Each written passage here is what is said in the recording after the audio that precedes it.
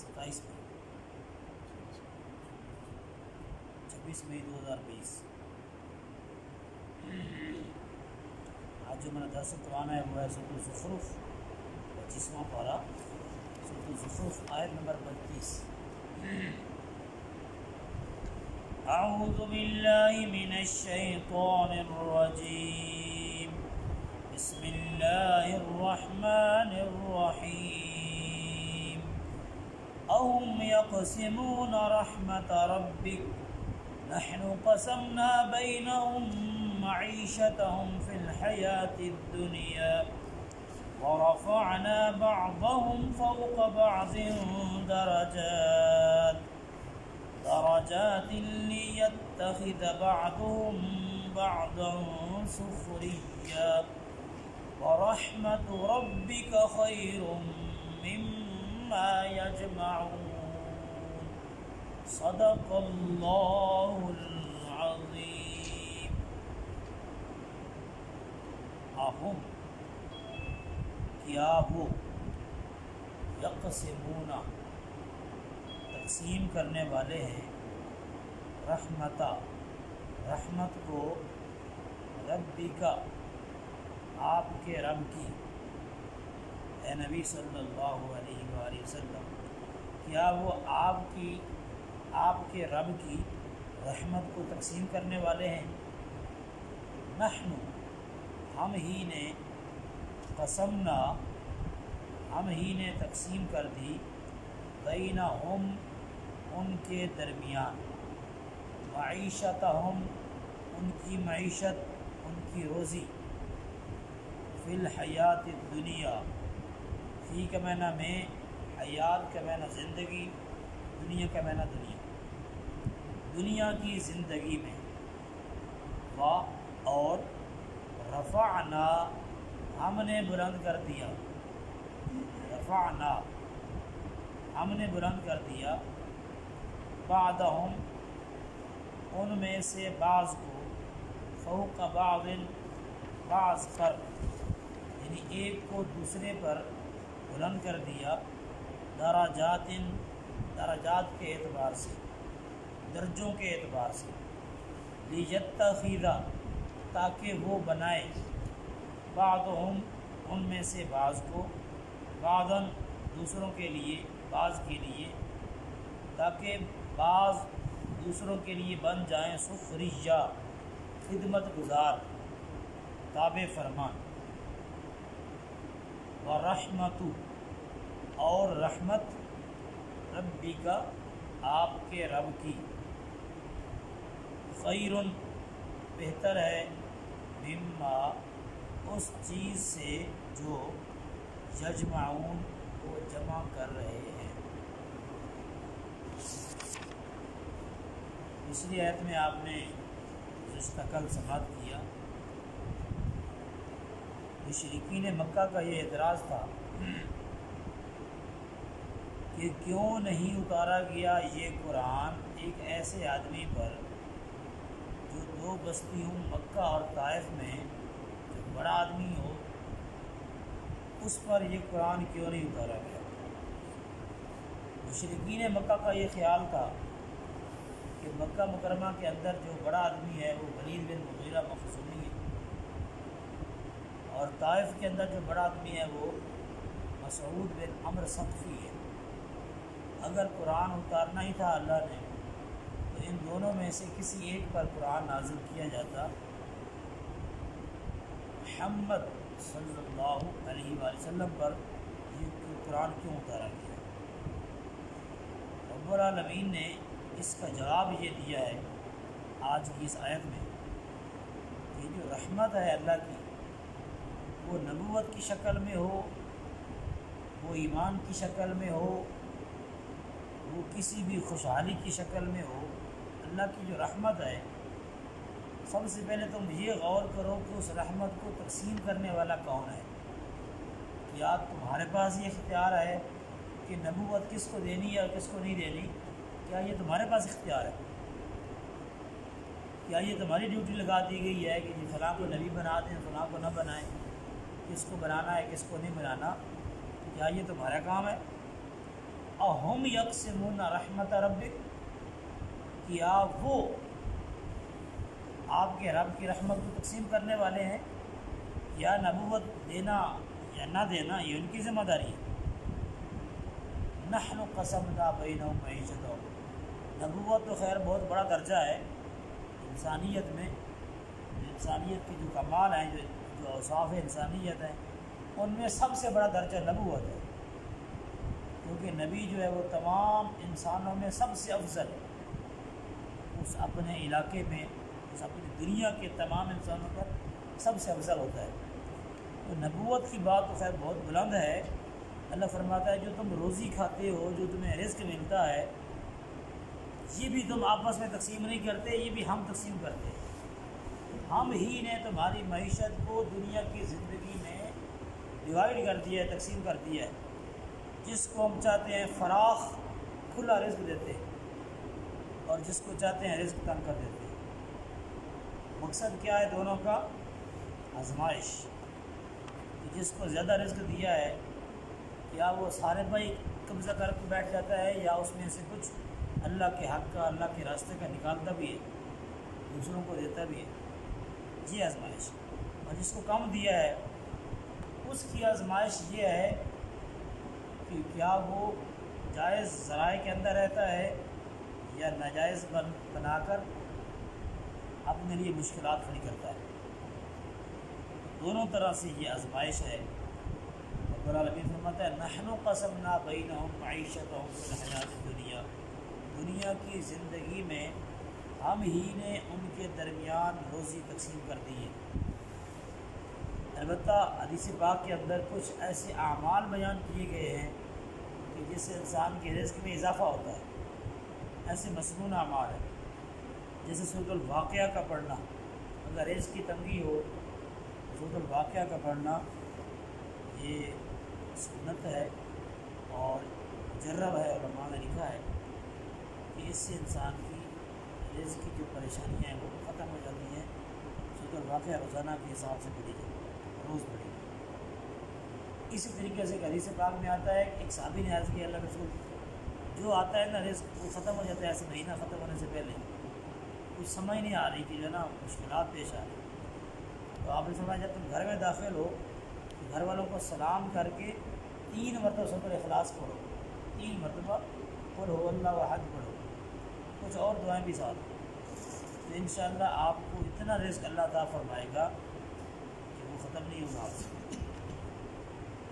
اور بھی بہت سارے اعمال ہیں جو حدیث پاک میں بیان ہوئے ہیں جس سے رزق میں برکت آتی ہے، یہ اعمال کرنے چاہیے۔ اللہ رب العالمین خزانے وسیع ہیں، وہ اگر ہمیں زیادہ رزق عطا فرمائے گا تو اس کے خزانے کم نہیں ہو جاتے، وہ تو اور عطا فرمانے والا ہے اور ہماری اوقات سے بڑھ کر ہمیں عطا فرماتا ہے۔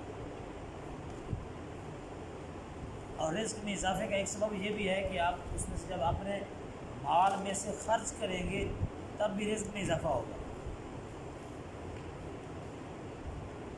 وَرَفَعْنَا بَعْضَهُمْ فَوْقَ بَعْضٍ دَرَجَاتٍ، اللہ فرماتا ہے کہ ہم نے ان میں سے ایک کو دوسرے پر بلند کر دیا ہے درجات کے اعتبار سے، کسی کو امیر بنا دیا، کسی کو غریب بنا دیا، کسی کو صحت سے نواز دیا اور کسی کی آزمائش بیماری سے کر دی،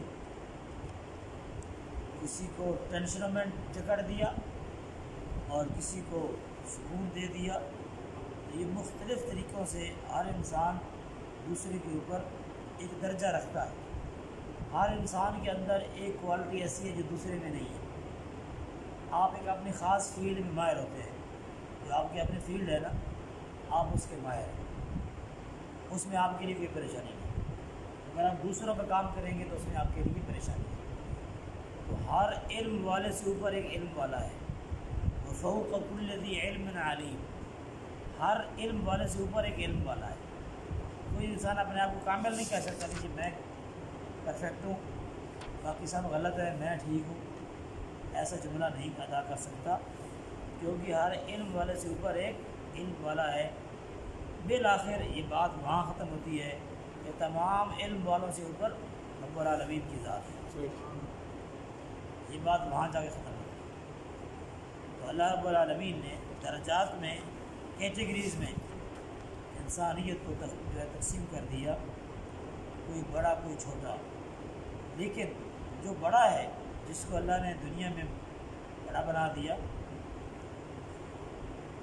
وہ اپنے آپ کو، اپنی بڑائی وہ نہ خود نہ ظاہر کرے گی کہ میں بہت بڑا ہوں، اس کو شریعت نے ناپسند کیا۔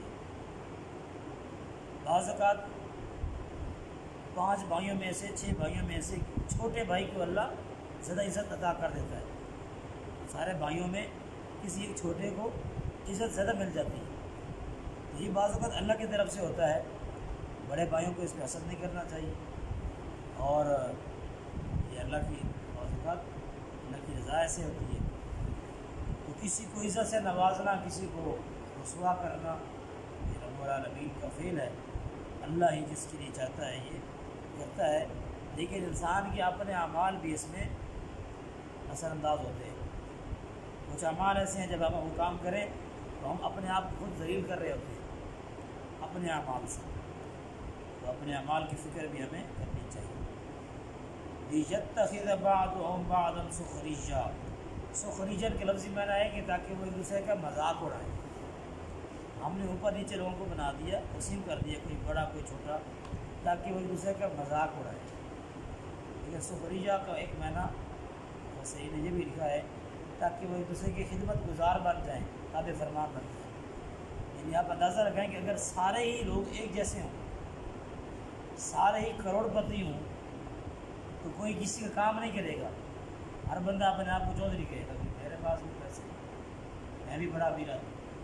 تو اللہ نے یہ امیر اور غریب کو بنا دیا نا حساب، تو غریبوں کی روزی لگا دی امیروں کے ساتھ۔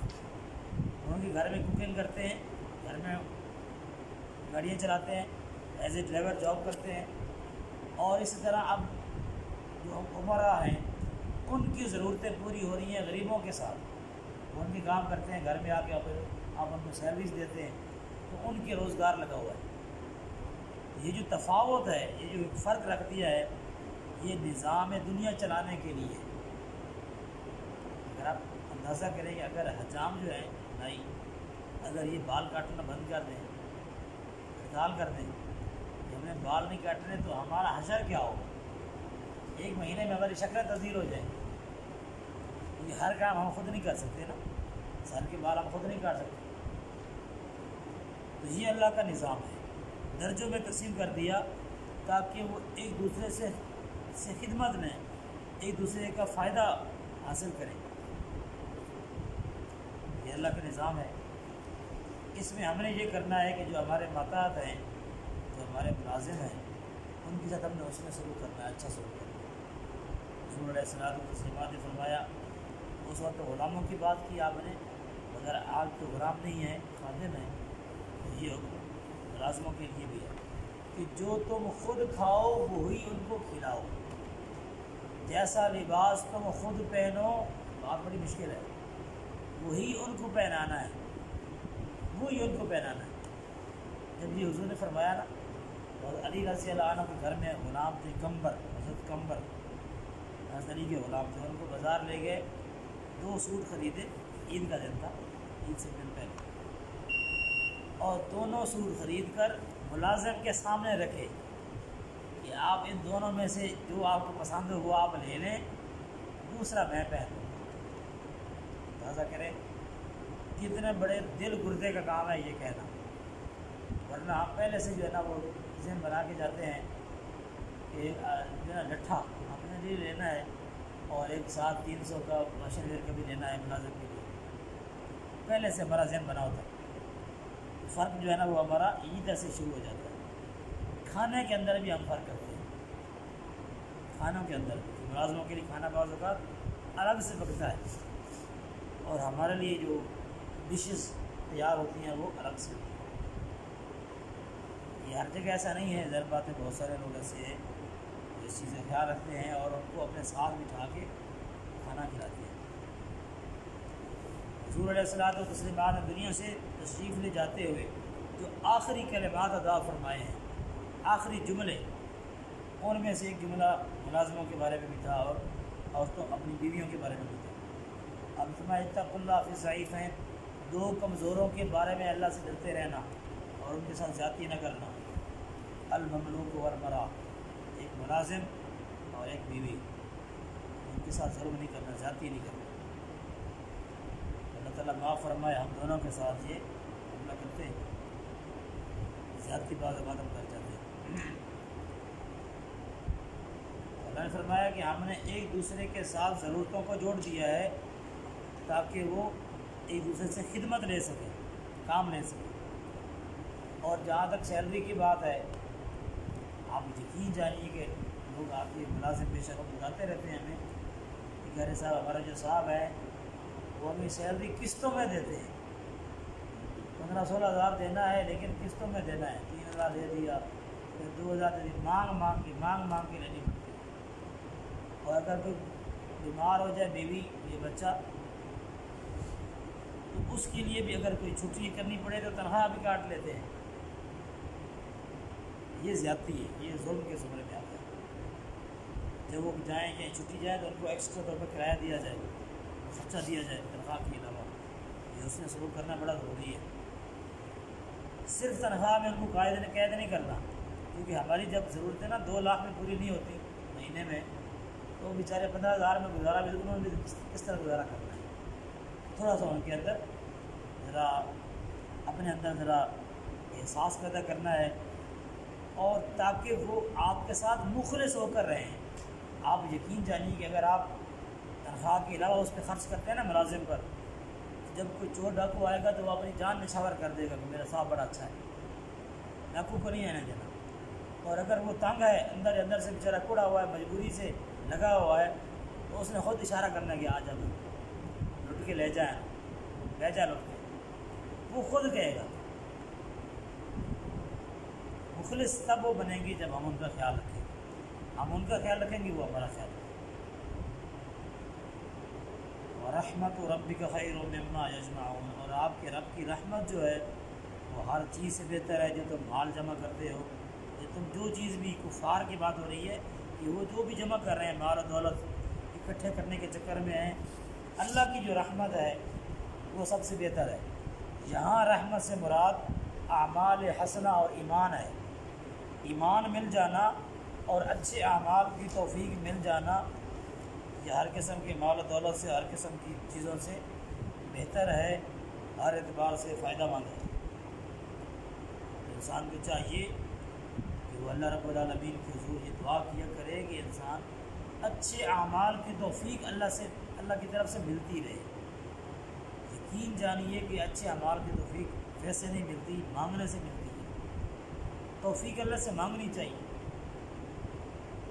کتنی ہمارے زندگی کے ایسے سال ایسے گزر گئے ہوں گے جن میں ہم، آپ اگر دیکھیں تو قرآن کی طرف ہم نے توجہ نہیں کی، کتنے سال زندگی کے ہم نے گنوا دیے، گزار دیے۔ اب اگر ہمارا ذہن اس طرف آ گیا ہے تو یہ ایسی اتفاق نہیں ہے، یہ اللہ کی طرف سے توفیق ہے۔ اللہ نے مہربانی کر دی ہے، کان سے پکڑ کے ہمیں لگا دیا کہ چلو میرے کتاب کو پڑھو، سمجھو۔ جس بچے سے آپ کو زیادہ پیار ہوتا ہے نا، اس بچے سے آپ کان سے پکڑ کے اس سے یہ کام کرواتے ہیں کہ چلو یہ کام کرنا ہے آپ کو پتہ ہے کہ یہ اس میں اس کا فائدہ ہے، بچے کا اس میں فائدہ ہے، کان سے پکڑ کے یہ کام آپ نے کرنا ہے۔